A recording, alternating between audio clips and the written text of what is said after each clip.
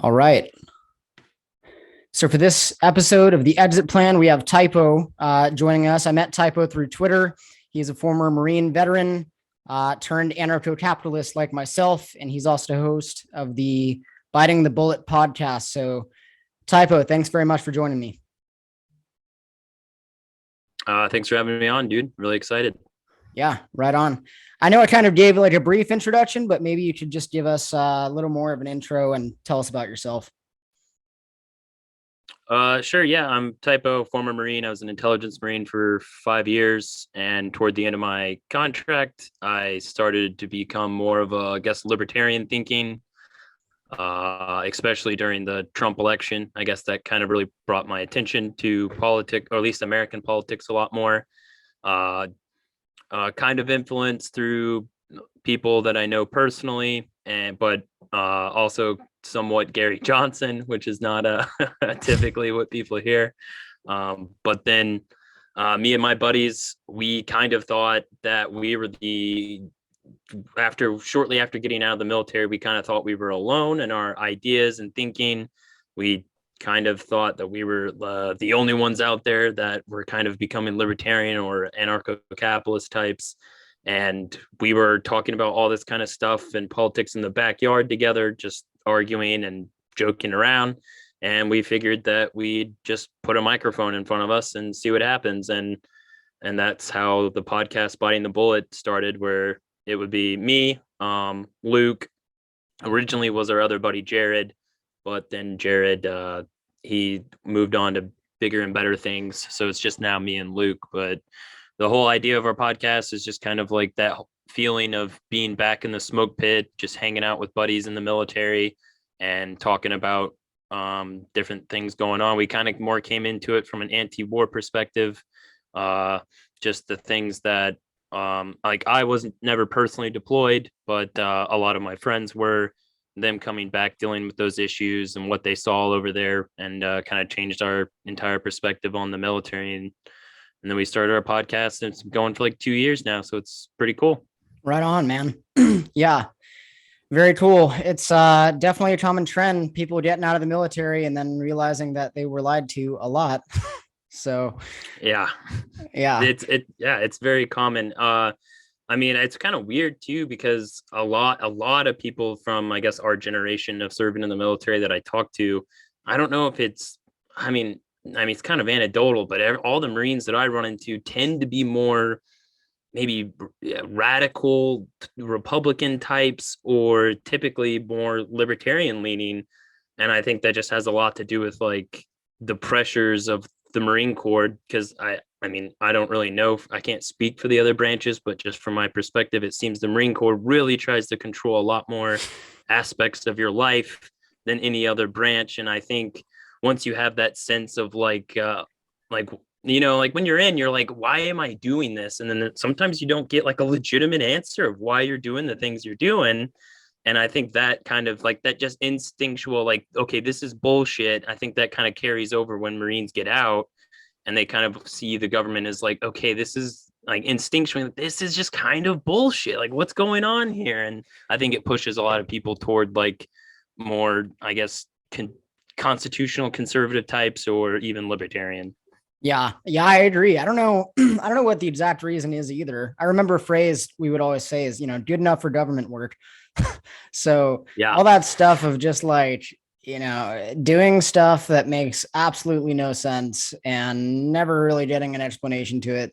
Usually we're getting a bullshit explanation to why you're doing it, Yeah. Yeah, I agree. And the Marine Corps definitely does control you a lot more than other branches of the military do.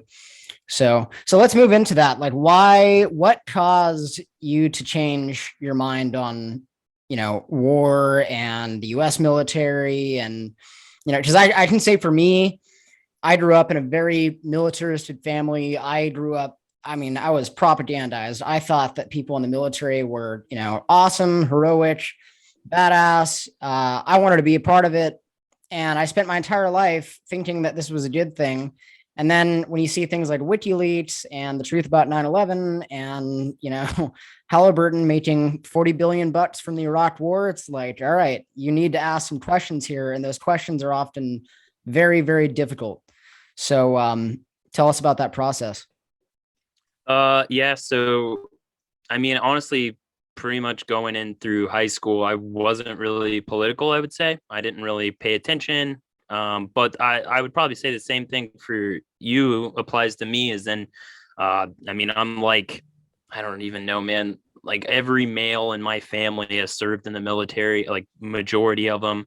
I mean, I got grandparents that go back serving in like World War II, Vietnam, Korea War, like so I was raised in a more military, at least they appreciated the military a lot more, and heavy influence on the Marine Corps because that's just so happens where all my family members what branch they served in. And I, coming toward the end of my high school career, that was my path. That's what I was going to do. And well, I was an intelligence analyst, and my whole kind of job was to study like other governments, their military. And when I was stationed in Okinawa, Japan, and I would focus on a lot of things that like North Korea or China was doing. And I would just kind of, I think that's where things started to lay its seeds, where I would just start seeing things like what the Chinese media or North Korean media is saying is doesn't always reflect with reality of what's actually going on.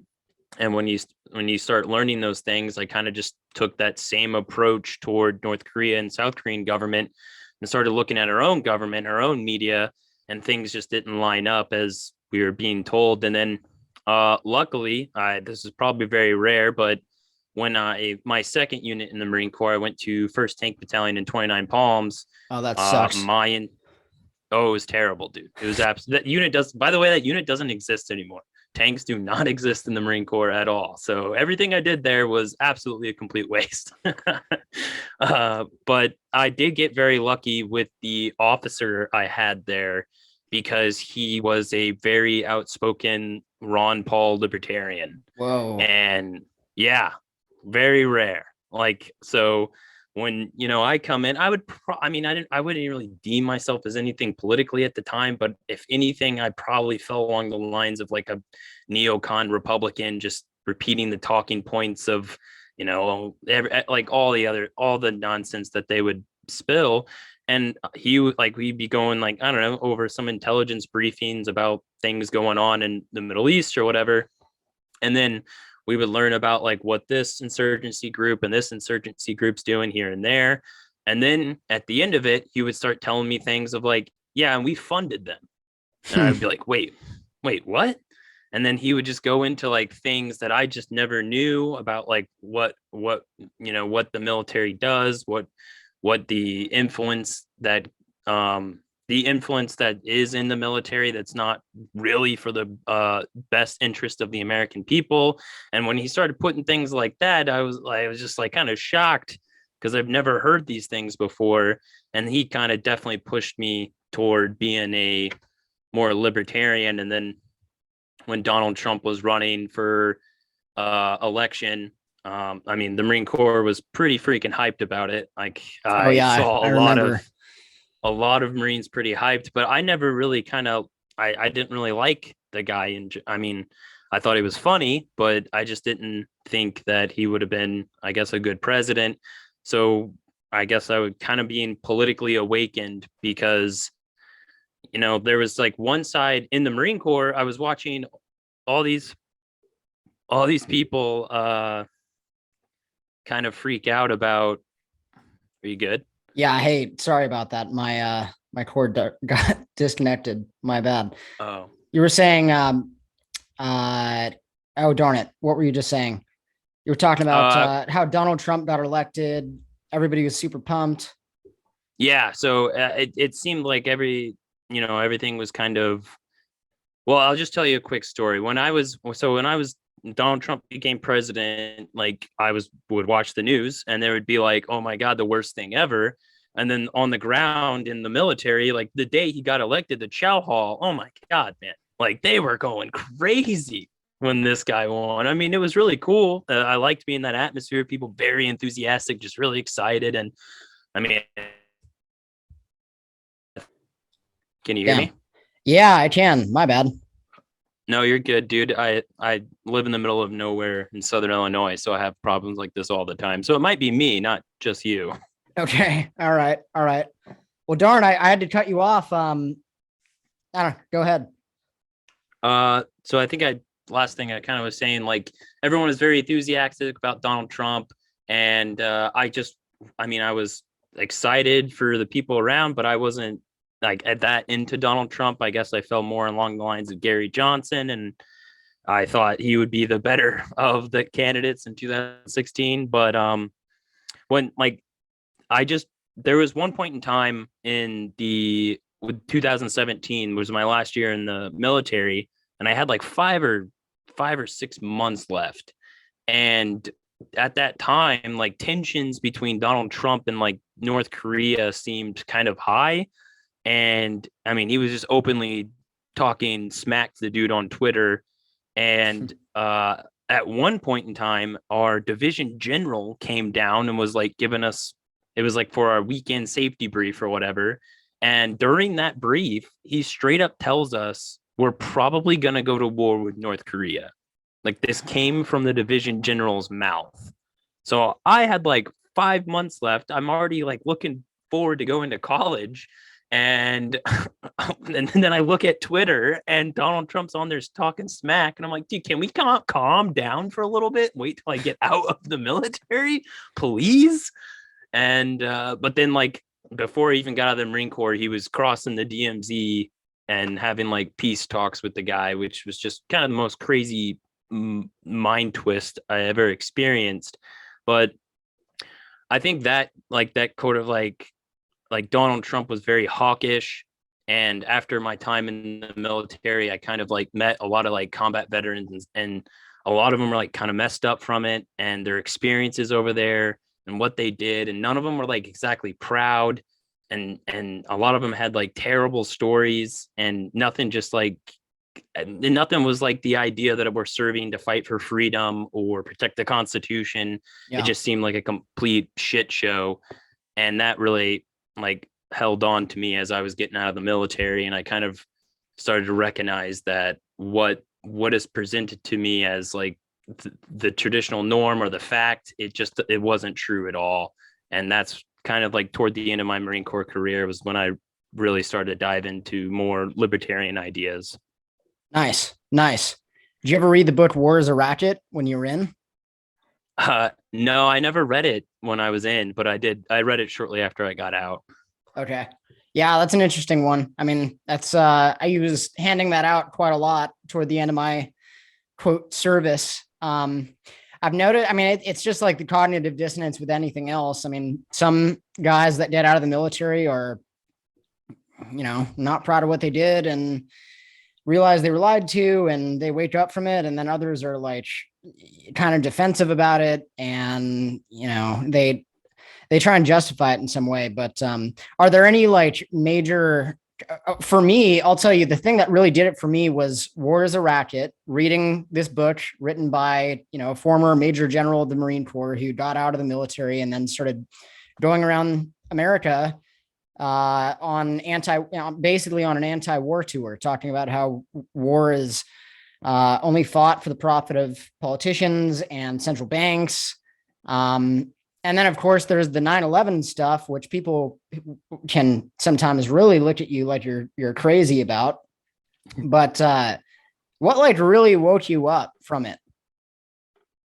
So I probably, I don't know, a week or two after I got out of the military, I started working for this construction company, and I mean, typically through the day, just put my headphones in and listen to music.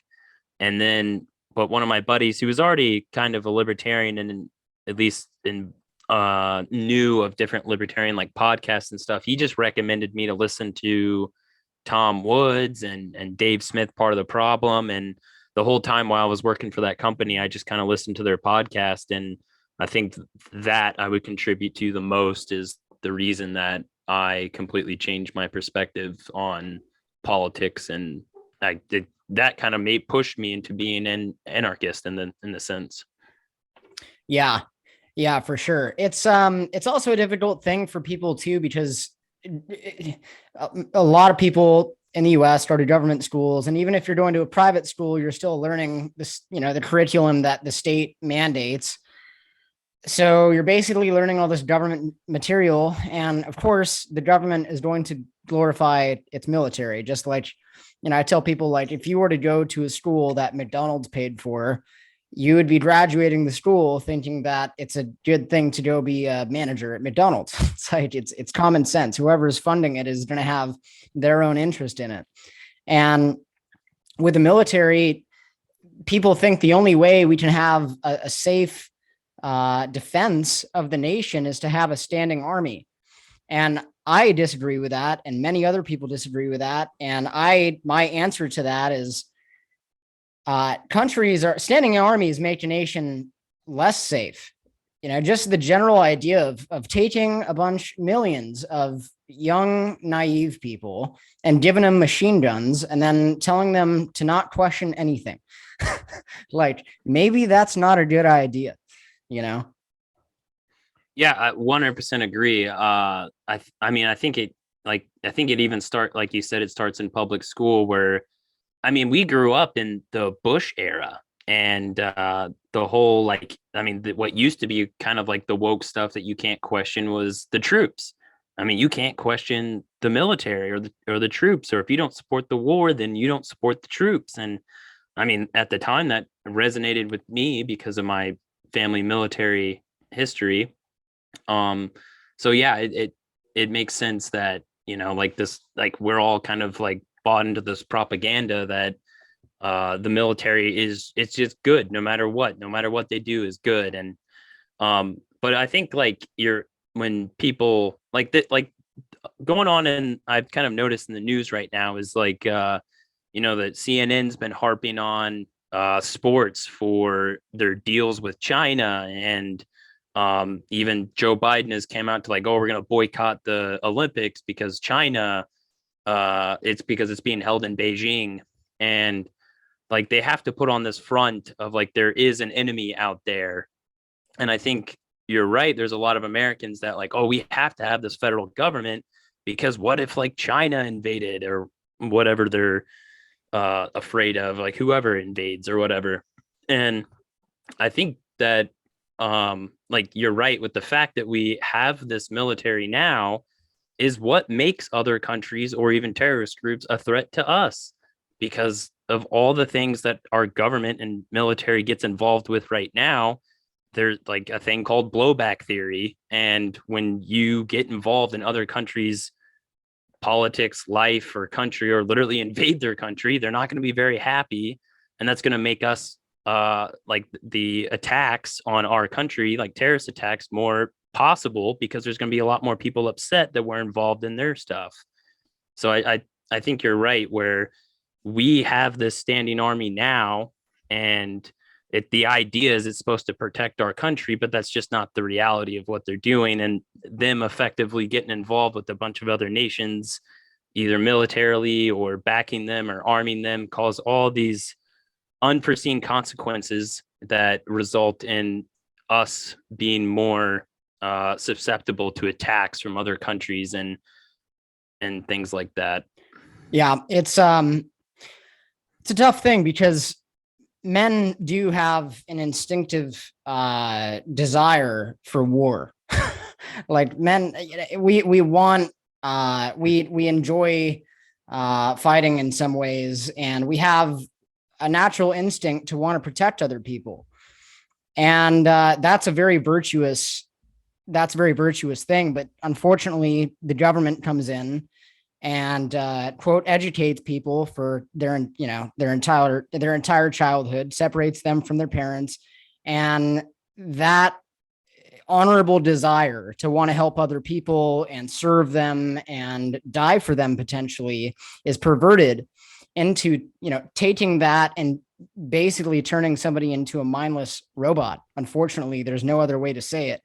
And that's like I have a hard time. I get very annoyed seeing these cops and, especially these cops, but it's the same mentality as people in the military. It's just the order following mentality. And it's very cowardly, and that's actually the most ironic thing about it, actually, because I remember being in the Marine Corps and toward the end, like really kind of putting some people on the spot that I had done time with and asked them like, hey, what do you think about the idea of being told not to question orders? What do you think about these things in the Middle East? I just asking people things, and pretty much the overwhelming response was just completely avoiding it and saying they have a family and they need to feed their family. And like, I get that, but at the same time, it's just, at what point at what point do we draw the line between, yes, you have to feed your family, but you're going to do something totally immoral in order to do it, So, yeah, it's just that mentality of, it's not my responsibility. The moral responsibility of what I'm doing is on the uniform or on the organization I'm with. But if you were in normal clothes, not wearing a military uniform, and a politician told you to go kill somebody, that wouldn't be okay. And just because you're wearing a uniform and you have quote orders to go to another country, which you probably can't even locate on a map, and go shoot people, that doesn't make it okay. So, yeah, kind of a rant there, but that's kind of my thought on the order following mentality.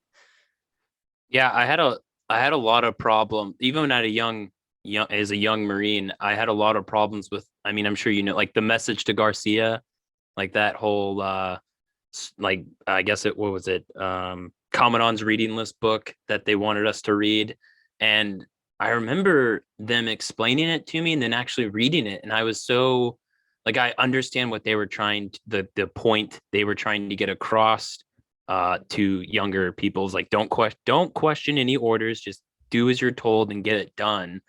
But even the concept of that just bothered me. Like it just bothered me from the very beginning. And I like, and then we've gotten like what is the rule? Like you're not supposed to follow any unlawful orders, but that gets like so diluted because like you don't how what as a young Marine, how are you supposed to decide what an unlawful order is? Yeah. And I don't think a lot of Marines are capable of deciding that. And because I mean, you don't know any different. You're in this new environment that's high structure military, and you don't really know what is an unlawful order necessarily, unless like I don't know, unless you're doing some deep critical reading on the Constitution, and that's not happening in public schools or doesn't Definitely really not happening happen. in the military. Yeah, yeah. I mean, hell, I don't even like I didn't even read the Constitution before I even swore an oath to it. Like Dude, I've been tweeting about that a lot. Like, the majority of people in the military have never read the Constitution. Yeah. yeah, I don't think they want you to in a sense, and like and if you and the way the culture and the structure of the military works too is if you're like out of line, even if you are, let's just say, following the Constitution and not following this unlawful order, it's not going to work out well for you. Like there's a lot of pressure around you. There's like and they have a lot more control of your life. Like this is not just some job that you can just easily walk away from. This No, is they know where you are every second of every single day. And yeah, you can't even drive past a certain point outside of the parameters of the base on the weekends. Yeah.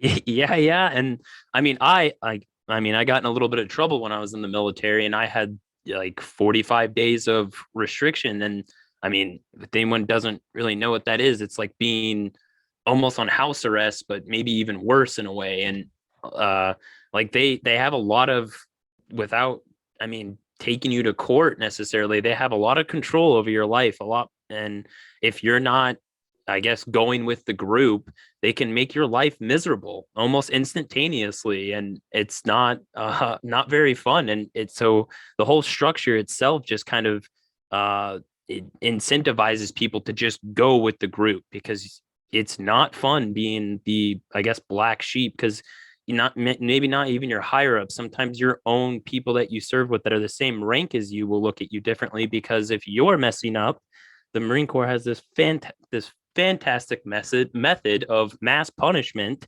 So if you're screwing up, the entire platoon gets punished, and that creates a lot of resentment for people around you to not be happy with you and be angry with you, and then they'll even express their anger with you. So I completely understand why someone's just like, oh, I'm just following the orders, because it's in mentally speaking, a lot of times in the moment, it can be so much easier than trying to disobey or be any sort of different in the military. Yeah, yeah, it definitely is. Oh my gosh, you made me think of just the I mean, so it's easy to forget what it feels like when you're out for a while. And I mean, I've been out for like over 3 years now, which is nice. But oh my God, I remember getting a text. We had this one first sergeant. Um, just thinking of like how ridiculous the Garrison rules are. For anybody listening who doesn't know, Garrison rules are basically, how does your uniform look? Is your room clean? Are your, Yeah. like just petty, meaningless stuff that has absolutely nothing to do with warfare and actually keeping people safe. Yeah, I don't know. They would just random room inspections. Like they'll just randomly go in your room and look at all your stuff. Like, you don't even know when it's going to happen. Like it's just, yeah, they totally own you. It's very frustrating. Yeah, and it's also kind of like a waste of time and resources, and kind of plays into like why I'm against at least the government ran standing army, because I mean, you're not even, I mean, people will say you're in the military, you're a fighting force, but in a sense, you're more just like a workforce. Like, you're not even, like, if they want to use you for warfare, they'll definitely use you for that. But if they want to use you to do, sweeping wide police calls around the base, and I don't know, like, I don't even know, like I said before we were on, I don't know if I said this before, but I was in a tank unit, and it doesn't even exist anymore. So all the training, all the money that went into this unit that we did for, like, I don't know, I was there for 2 years, and it's kind of expensive to train with tanks. Like, they don't even go by, like, their mileage on a tank is not miles per gallon, it's gallons per mile. So like, the amount of resources that's just wasted, and the government that, I mean, partially has to do with all the influences from corporations and special interest, and then people just, like, your commander will just come out with this bright idea that we're just going to waste a bunch of time doing this, that, or the other, and it's not, like, I mean, I think 80% of the time my time in the military wasn't training for combat, or wasn't, I studying it, doing intelligence analysis for the intelligence preparation of the battlefield for a big conventional warfare. It was doing whatever tedious task that was required for the day to, I mean, I remember spending weeks getting ready for things just because a top high ranking dude was coming down, and we had Yeah, to I remember clean that. everything and get everything ready. And I mean, I'm sure some of this can reflect in the corporate setting as well, but the amount of waste and time that you do in the military is honestly was another kind of like red pilling thing. Is like, we don't even do warfare, we just clean and make sure we look good. I mean, the whole, like, most of the time in the military, I spent more time trying to present myself to look good than I actually did on to look good in training or anything like that. I don't know, it's just a massive waste of resources. Yeah, 100%. I mean, the government is inefficient at everything except for making life more difficult for people. And, like they're going to be super inefficient with the military too. I mean, people think it's a good idea to have the same organization that runs the DMV to be in charge of their national defense. Like, how is, we have to question this. And so the other thing with like in an anarcho-capitalist world, if we didn't have a military protecting us, how would we be safe? I forget who exactly it was. I think his last name was Hirohito, or no, his last name was Yamamoto, and he was some military leader of Japan at the time. And he said, the reason we didn't invade mainland America is because we would find a rifle behind every blade of grass. And that is really the true deterrent for not only foreign governments invading a country, but your own government from invading you. And, I mean, if you think about it, like, why didn't we win? Why did we basically lose Vietnam and all of our war efforts in the Middle East? It's because we were fighting against militias. Basically, we were fighting against people who were in their own home country, who were armed, who were organized, who had a common ideology, and they were willing to fight to the death for their homeland. And that's a militia. And that's the exact opposite of than having a standing army, which is basically just a bunch of order following robots holding guns who are not even that well trained, and they're going to do whatever they're told.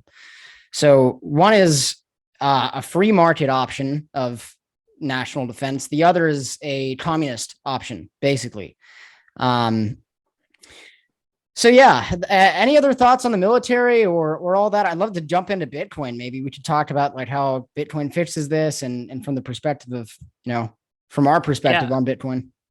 Yeah, I'll just say that I think a lot of people are a little nervous or skeptical, or because like they can't imagine a world without the military. So they're like, who is going to fight if there is some sort of invasion and hypothetical Incapistan of America?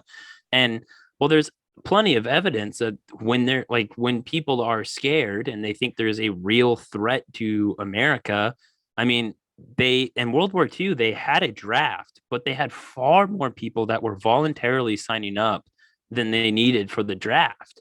So just with that like perspective, you can look that if there is a possible threat coming, you will have, thousands of soldiers or Marines that will sign up, or if they're without the Marine Corps Army, there will be people that will volunteer, that will want to join and fight, because if there is a serious threat that's coming, like I guess we can just say China or whatever, then people are going to pull their resources together and look and volunteer. And the free market kind of figures a lot of these things out. When there's a demand for something, someone or something will arrive and will fill that gap. And if I don't know, it's not really hard for me to imagine that if we're being, I don't know, if ships start showing up at our shores, like what Americans are going to do. And it's like, yeah, we're going to come together and it'll probably be something that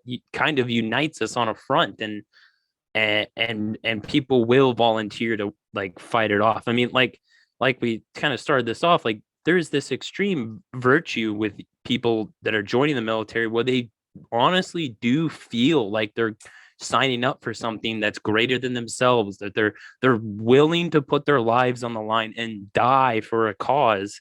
And that it's not that because you remove government that those values that people have even goes away. Like those values are still there. So even without the government and this idea of a standing army, then people will still come together, and it'll probably be even more decentralized, which in a lot of ways can be a lot better. Decentralized warfare is not easy at all for a conventional army to fight. No, not at all. Yeah, just exactly. That's why I brought up Vietnam and the Middle East, is that was a decentralized army versus a centralized army, and that's what's going to happen. So moving into the decentralized stuff, how do you feel that Bitcoin relates with the military? Well, I would just say that, so the only reason we can have this massive American empire that seems to get involved in a lot of different countries is because of the Federal Reserve, and they have they control the dollar. So, if Americans were being taxed at a very high rate, we would, you see that a lot easier coming out of your paycheck than you would them just printing the money behind scenes, and then later on inflation kicks in and then you actually lose value. It's a lot harder for a lot of people to grasp that concept. So with Bitcoin, because there's a cap on how many Bitcoin there is, they can't create more of it. It really impedes the Federal Reserve from printing more money. That, I mean, if you like, I'm pretty sure, I don't remember, I haven't looked it up in a while, but I'm pretty sure most of the US's spending goes to the military. And with Bitcoin, I mean, maybe they could, I don't know if they'll ever find a way, and or I'm sure if Bitcoin does take over, like some sort of government will try to tax it out of people, but it's a lot more in your face when you're watching the government having to tax you, and you have to hand over your money explicitly, than them being able to print it behind your back and you don't even see what's going on and the ramifications coming. So with Bitcoin, it kind of impedes the government from getting away with a lot of its wasteful spending that is used for the American empire. Yeah, the only way these wars are possible is through the money printer. And yeah, it's seriously messed up stuff. Get us in a war, in wars that do not help people. And not only are they hurting America by doing that, but they're also printing tons and tons of money and creating trillions of dollars out of thin air and devaluing the value, devaluing the money in people's pockets. So they're being harmed in that way as well.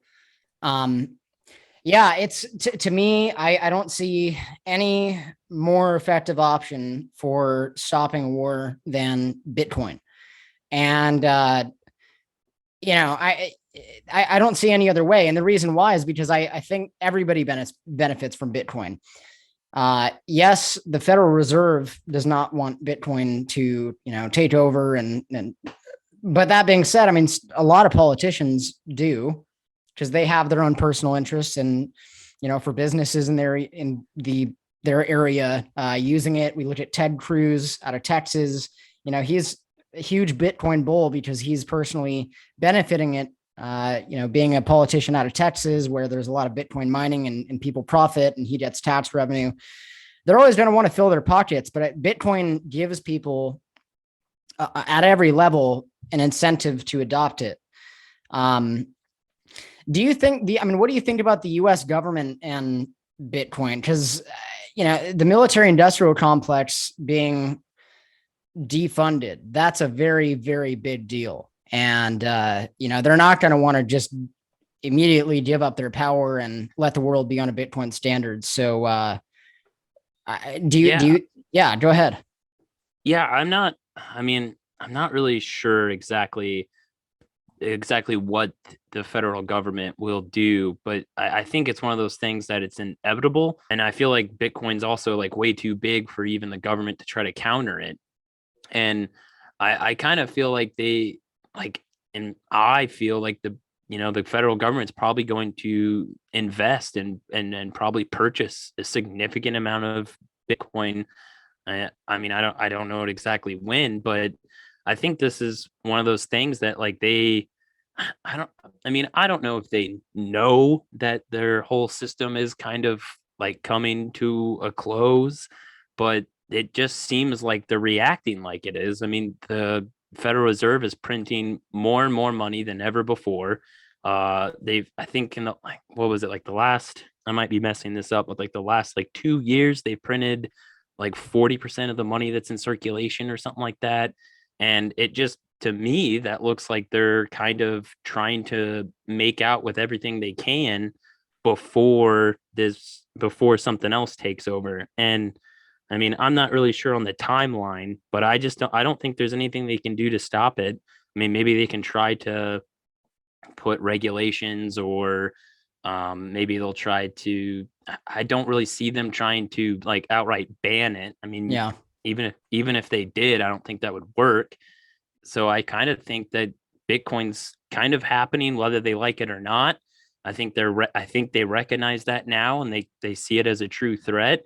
But in the end of the day, I really don't think there's anything they can do to stop it. And I mean, yet you're right. I don't know what that's going to do for all their special interests, the warfare state, the prison industrial complex. I mean, all anything that the Federal Reserve prints money and funds. Like, I mean, I don't know how they're going to react, but it will be a massive change for them. And I just, in my opinion, I don't think there's really much they can do to stop it. Maybe they can put some roadblocks in the way, but in the end of the day, I think Bitcoin's going to probably take over.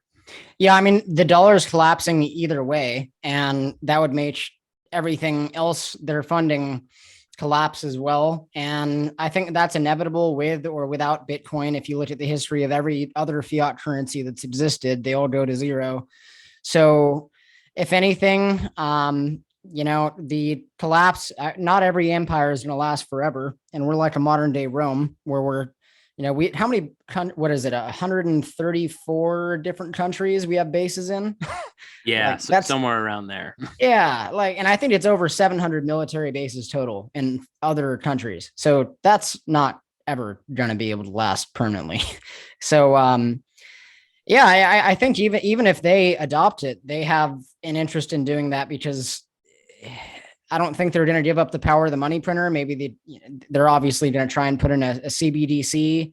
And sometimes, what governments will do is they'll just replace the currency that's already dying and then just try and tell people it's a new currency. I picture that happening with the CBDC in the United States.